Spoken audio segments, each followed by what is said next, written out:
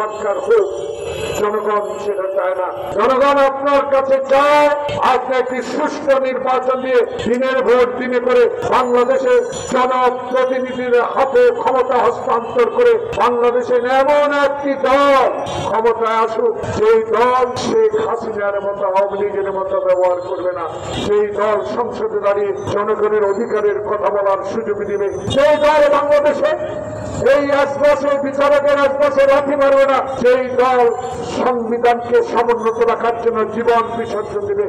সেই বিসর্জনের মধ্য দিয়ে বাংলাদেশের স্বাধীনতা অর্জন করেছি আমরা। খালি পায়ে হাফ প্যান্ট পরে ভারতের ট্রেনিং নিয়ে আমরা যে যুদ্ধ করেছি, সেই যুদ্ধের আশা ছিল ২২ পরিবারের বিরুদ্ধে আমরা যুদ্ধ ঘোষণা করে সেদিন স্বাধীনতা এনেছি।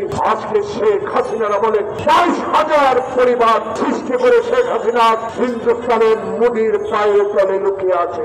প্রিয় ভাইরা, তাই আজকে শেখ হাসিনার প্রেতাত্মারা আবারও কি শুরু করেছে? এখনো শুনি সচিবালয়ে নাকি শেখ হাসিনার প্রেতাত্মারা আবার একত্রিত হচ্ছে। আবার শুনতে পাই রিক্সাওয়ালার নামে ছাত্রলীগ যুবলীগ বাংলাদেশে আবারও এই সরকারের বিরুদ্ধে ষড়যন্ত্রে লিপ্ত রয়েছে। তাই আমাদের বক্তব্য স্পষ্ট এই সরকারের প্রতি, আপনি এখনো বাংলাদেশের ছাত্র মুসলমান দলে যারা আত্মহত্যা দিয়ে আপনাকে ক্ষমতায় বসেছে, বাংলাদেশের ১৬ বছরে এই সবুজের মতো ইরানের মতো যারা জেল খেলে ৩০০ মামলার আসামি হয়েছে, বাংলাদেশের মানুষ আপনার সাথে আছে। ওই প্রেতাত্মারা সংখ্যায় খুবই কম, টাকার সংখ্যা তাদের বেশি, কিন্তু মানুষের সমর্থন তাদের নাই। তাই আজকে আপনার ভয়ের কোনো কারণ নাই। কাকে আপনি ভয় করবেন? আপনি ডক্টর ইউনূস আল্লাহকে ছাড়া ভয় করার কথা নয়, কারণ আপনার মতো ডক্টর ইউনূসকে ১৪ তলা পর্যন্ত পায়ে হেঁটে বিচারকের আদালতে যেতে হয়েছে, সেই কথাটুকু আপনাকে স্মরণ রাখতে হবে। তাই যারা আমার সংবিধান তছনছ করেছে, যারা আমার বাকশাল তৈরি করে বাংলাদেশে এক দলের শাসন করেছে, যারা সিরাজ শিকদারকে গ্রেপ্তার করে বলেছে কোথায় সিরাজ শিকদার, যারা অহংকার করে কথা বলেছে গোলাম মোস্তফা বাংলাদেশে ৬ কোটি কম্বল আসলো, আমার কম্বল কোথায়? সেদিন বাংলাদেশের যেই করুণ অবস্থা শেখ মুজিব সৃষ্টি করেছিল, তার ইতিহাস আজকের এই তরুণ প্রজন্মকে জানতে হবে। কারণ এই তরুণ প্রজন্মই নেতৃত্ব দিবে বাংলাদেশে গণতান্ত্রিক শক্তিকে।